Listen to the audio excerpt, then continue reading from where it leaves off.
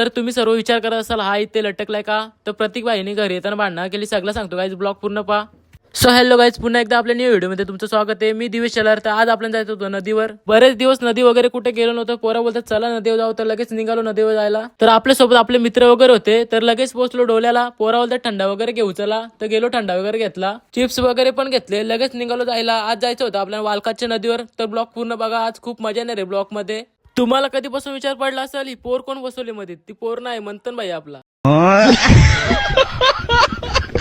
लगेच पोहोचलो कोशिंबीला. गाव दिवसा मंदिर बघा किती भारी दिसतो. या वालकाच्या नदीवर कोण कोण येऊन गेले त्यांनी कमेंट नक्की करा गाईज. पोराने एवढी काय झाली ती कधी उतरतो आंघोळ झाला नदीत. लगेच आपले नील भावाला पाठवलं थंडा नाला, बघा किती असतो. मस्त थंडा वगैरे पिऊन घेतला. गँग बघा गाईज आपली.